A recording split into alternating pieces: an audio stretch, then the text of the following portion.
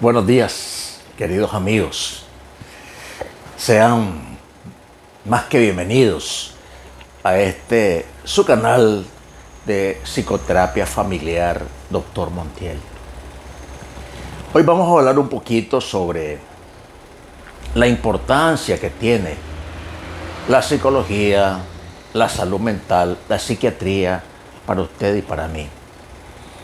Un poco llamado a este programa en defensa de la salud mental, porque me parece mentira que con todo lo que hemos vivido hay aún personas, humanos, que en cierta medida menosprecian el papel de la salud mental. Debo decir de entrada que yo soy una persona con una espiritualidad cristiana. Es decir, conozco diferentes espiritualidades. Creo que todas aportan a la bondad del ser humano. Y que decidí, pues, en un momento de mi vida, asumir la espiritualidad cristiana. Y que quizás algún día me considere cristiano, pues aún no lo soy. Soy un aspirante a cristiano.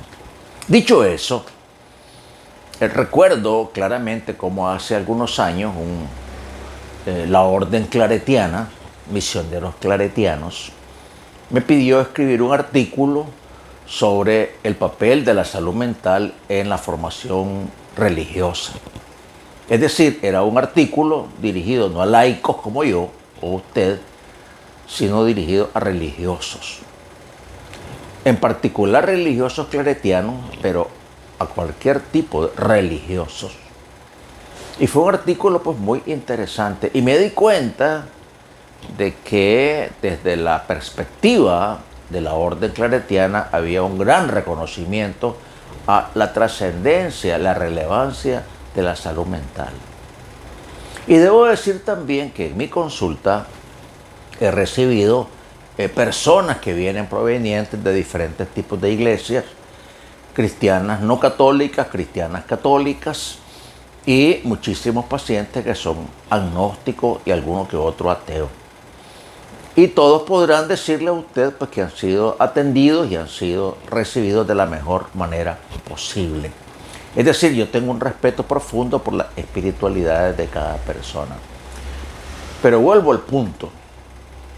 ¿Por qué hay tanto, digámosle así, prejuicios acerca de la psicología?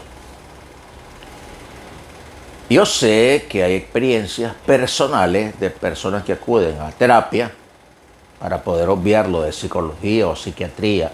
Me referiré a terapia, que es lo que yo procuro hacer en mi consultorio. Hay personas entonces, parejas, familias que acuden a terapia y han tenido malas experiencias. Es decir, han procesado mal los puntos de vista, las recomendaciones, lo que analizaron con su terapeuta y han tenido pues un criterio, un juicio pues negativo sobre lo que vivieron en el consultorio. Yo no sé estas personas, debo decir con mucho cariño, a cuántas sesiones fueron, etcétera. Pues no conozco pues el proceso. Pero sí he escuchado y he leído la opinión que tienen sobre esta área pues, de la conducta. Yo debo decir, ya lo he dicho, pues quizás para hacerlo ver en este programa, que yo acudí a terapia cuando tenía más o menos 25 años. Estuve mucho tiempo en terapia, más de 5 años, y debo reconocer con mucha humildad y con la verdad en la boca que fue uno de los hallazgos más importantes que he tenido en mi vida. Es decir, fue como un despertar humano sobre heridas profundas, sobre traumas que tenía y que no me permitían ser un hombre feliz, que es la misión pues, de nosotros en esta tierra, pues, procurar ser felices. Así que desde esa experiencia de 5 años, o sea, una terapia, digámosle, tomado con mucha seriedad, con mucha profesionalidad por la persona que me atendió, la doctora Amparo, y en el transcurso de mi vida, de los más o menos 30 hacia acá, los últimos 35 años, he acudido con regularidad a la terapia. Porque estoy convencido, persuadido, no solo por lo que dice la evidencia científica, sino por lo que yo he vivido, de cuánto contribuye la terapia a la estabilidad de nosotras como personas.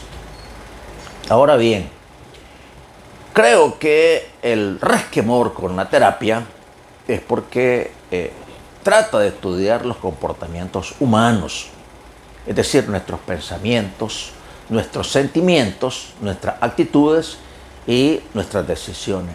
Creo que ahí radica el problema. Porque nadie cuestiona el papel de los ingenieros, de los arquitectos, de los periodistas. En fin, hay muchas profesiones en las cuales más o menos pues, los profesionales son valorados por la sociedad. Ahora, ojo, no es que estemos reclamando valoración para los terapeutas, no se trata de eso, sino que se trata de que no hay un pensamiento crítico pues, sobre las profesiones en este siglo XXI.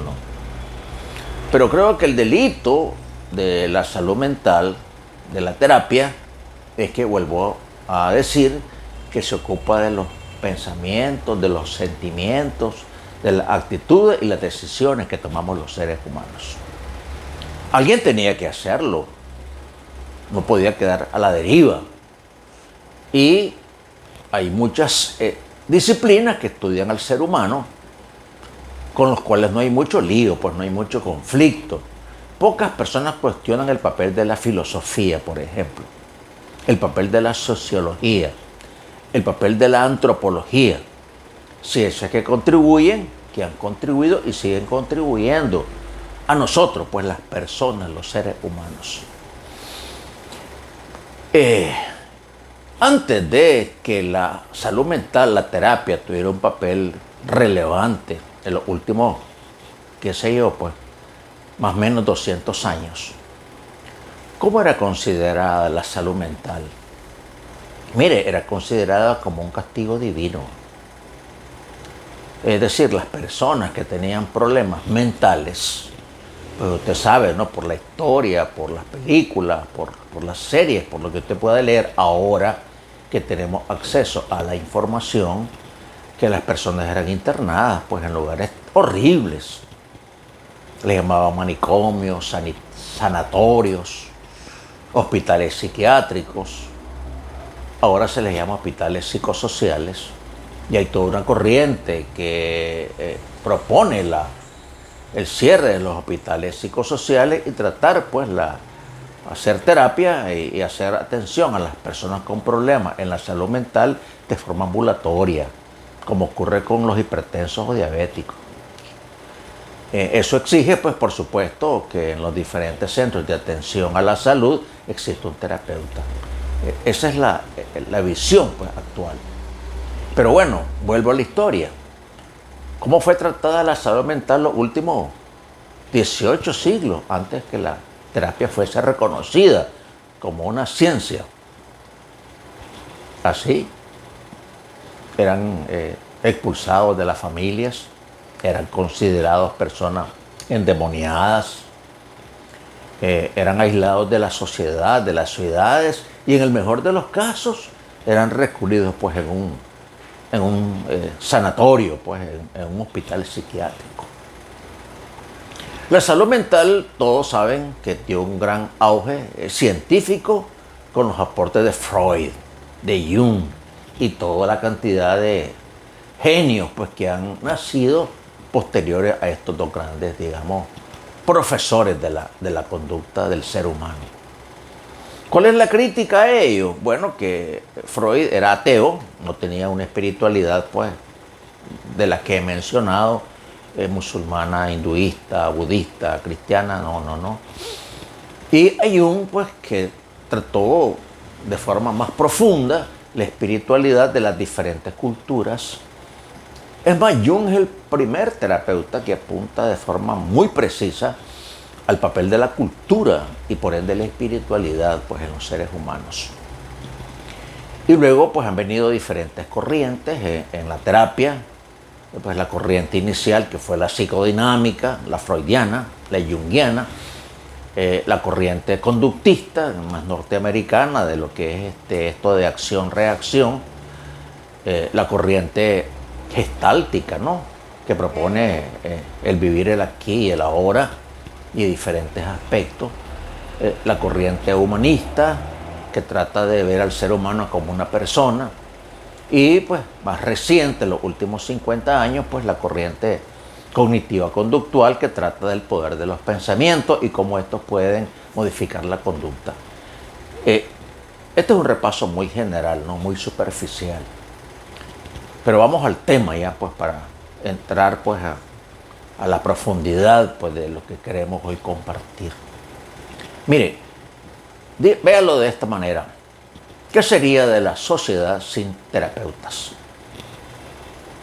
¿Quién atendería a los niños con problemas sobre sus habilidades, sobre sus discapacidades, sobre déficits atencionales, sobre hiperactividad, sobre conductas depresivas y ansiosas que se presentan desde la niñez, problemas de apego reactivo?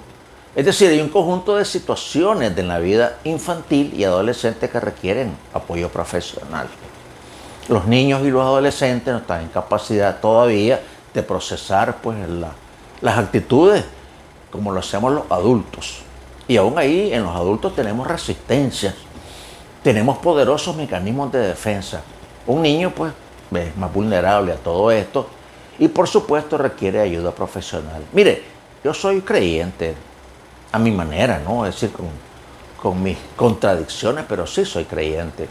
Creo en el poder superior, creo en el amor de Dios y que ese amor, que ese poder superior, si usted le da permiso de ser parte de su vida, usted va a tener mayor capacidad pues, para poder escudriñar, para poder discernir, para tomar mejores decisiones y ser una mejor persona en esta vida. Y los que creemos, pues también vamos buscando el camino de la santidad y de la vida eterna. Es decir, ese es un punto de vista dentro de mi paradigma, de mi modelo mental. Pero bueno, el niño carece de eso, ¿no? Puede usted llevarlo al templo, puede orar con él, puede que lo acompañe, ¿no? A las obras de misericordia. Es decir, claro, todo eso va a ayudar, va a modelar una conducta. Pero el niño, dentro de su ingenuidad, dentro de su inocencia infantil, no va a tener la capacidad de poder intervenir y actuar para poder modificar los condicionantes de su alrededor. En cambio, el niño que asiste a terapia, que recibe en los centros pues, de estimulación que existen en el mundo y en este país, estimulación temprana, es capaz de superar, pues, de administrar bien, de convivir con una determinada discapacidad. Y eso no es una situación pues, de su infancia, eso puede durar toda la vida, muchos años.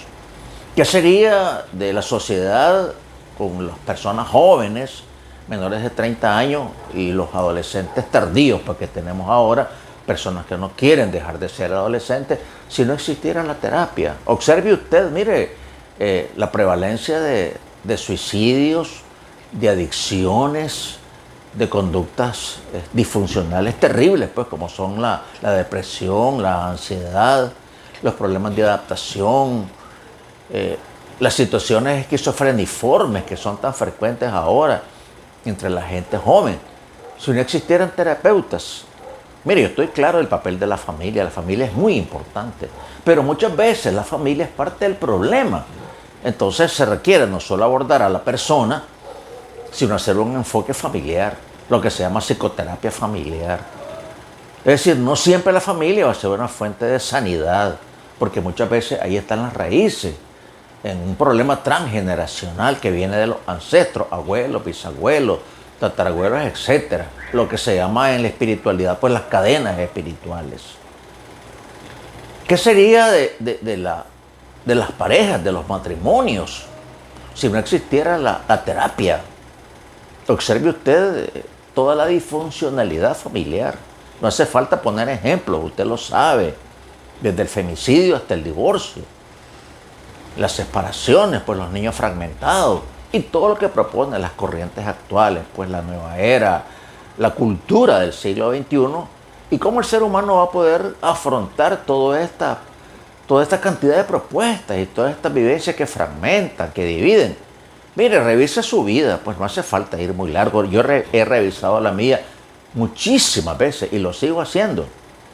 Todas las heridas que pude haber tenido desde que nací hasta el día de hoy, en las diferentes etapas de mi vida, cuando era un niño, cuando era un adolescente, cuando fui un joven, cuando empecé una vida de adulto, la adultez temprana, la adultez más tardía, y ahora pues que estoy en la etapa de los adultos grandes, pues de los que se llaman adultos mayores.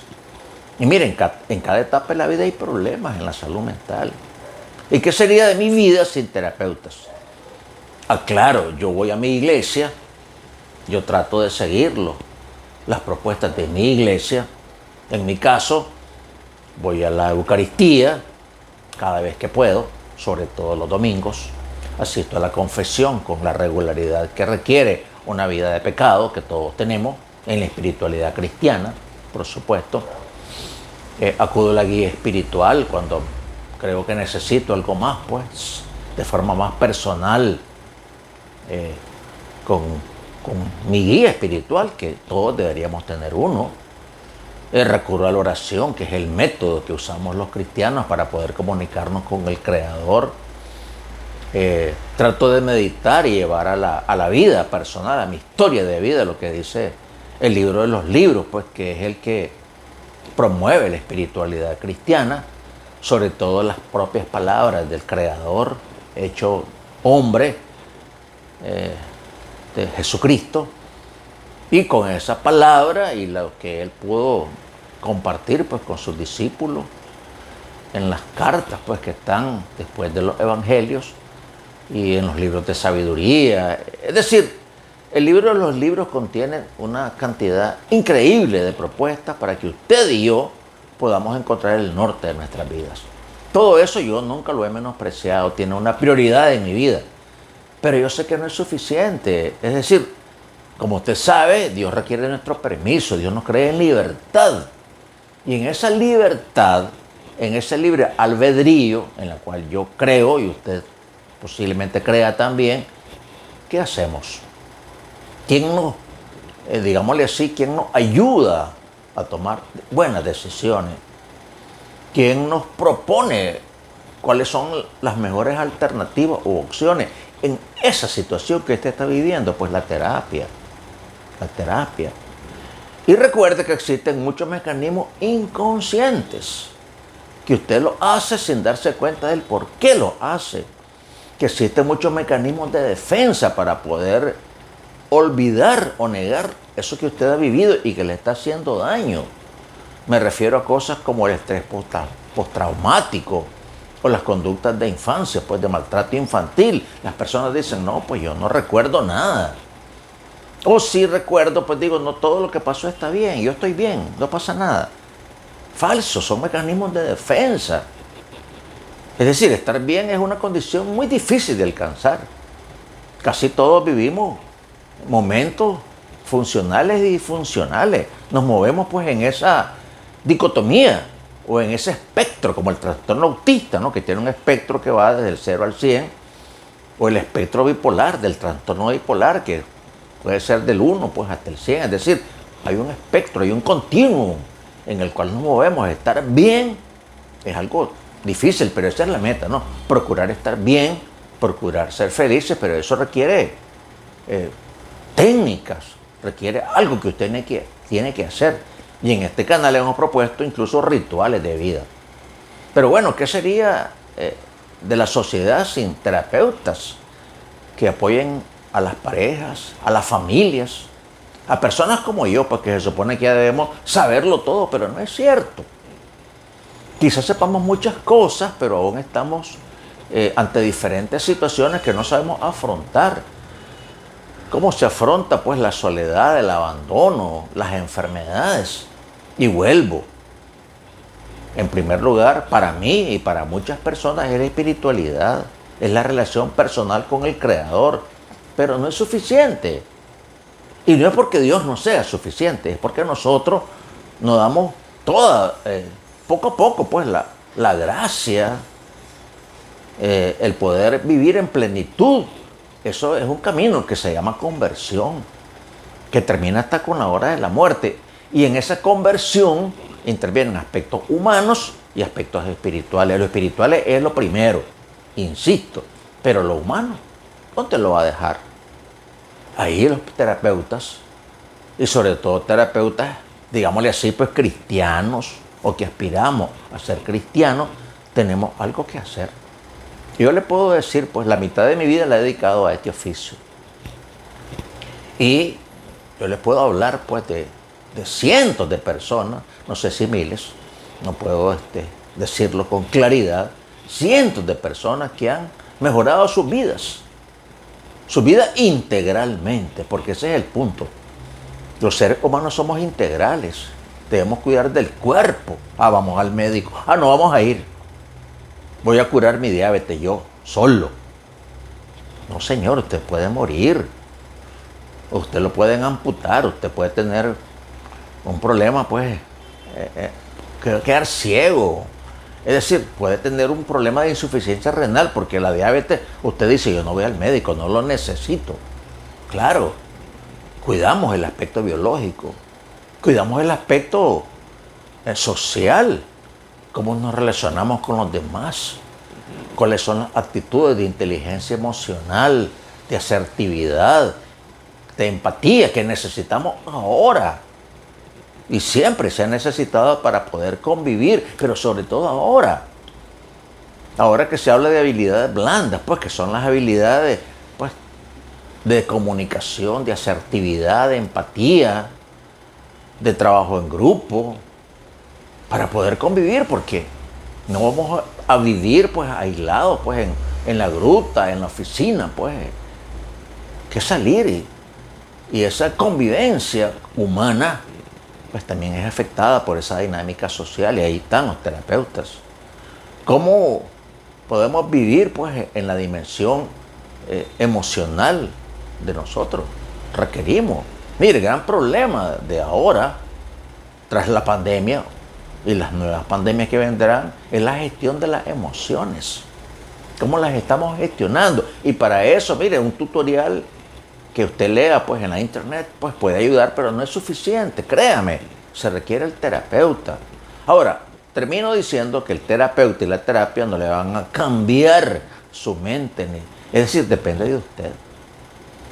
Al igual que la espiritualidad cristiana no va a entrar así sola, requiere que usted abra su corazón, crea, porque la fe es el pilar, pues, en la espiritualidad cristiana, y la fe, pues, tiene que ver con todo lo que hemos hablado, que se hace, que se promueve desde esta espiritualidad para fortalecerla. Recuerde que los apóstoles del Maestro decían, bueno, aumentanos la fe, porque ese es el pilar. Pues también en la terapia se requiere que la persona, pues, tenga una mente abierta, porque si usted rechaza la terapia, no creo en eso, pues sencillamente no asista. No necesito ayuda, pues está bien, es un punto de vista, pues se respeta. Y usted verá. Es decir, usted decide. Así que, hermano, amigo, yo decidí vivir la espiritualidad cristiana, conozco mis deficiencias y busco cómo llenarlas en el día a día. Y le doy un gran papel humanamente a la terapia. Y procuro seguir todo lo que la terapia me propone, me sugiere. Yo discierno, yo pienso, yo digo, bueno, de estas diferentes propuestas, claro que esta me interesa. ¿Quién no va a querer vivir feliz? ¿Quién no va a querer aprender a gestionar bien sus emociones, a resolver los conflictos, a afrontar los problemas? La terapia no es algo para que usted viva en un mundo lúdico, pues alucinando, que no pasa nada, como los que consumen algún tipo de sustancias. No, la terapia está puesta aquí, en los pies en la tierra. Así que, bueno, un abrazo grande, pues, a todos, a los que creen en una cosa o a los que no creen, a los que tienen una espiritualidad o a los que dicen no tenerla, a los que hacemos y asistimos a terapia y las personas, pues, que la menosprecian. Pero mire, créame que esa unión, terapia, espiritualidad, es algo estratégico en su vida, de esta generación y las futuras generaciones. Miren, yo no sé qué va a pasar dentro de 25 o 50 años. Pues sí, las máquinas van a dominar el mundo, como dicen los Terminators. Si la tecnología, la inteligencia artificial va a sustituir pues, a nosotros los humanos, yo no lo sé. Pero mientras seamos humanos, mientras tengamos 100.000 millones de neuronas, mientras estemos en este planeta conscientes de que estamos acá y no en otro lugar, pues yo le invito a abrazar con fuerza estos dos, digamos, aspectos trascendentes de su vida, la espiritualidad y la terapia, sin verlas como enemigas, sino que son poderosamente complementarias.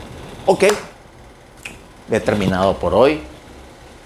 Reitero mi abrazo, mis bendiciones, mis mejores deseos para usted y para toda su familia. Hasta pronto.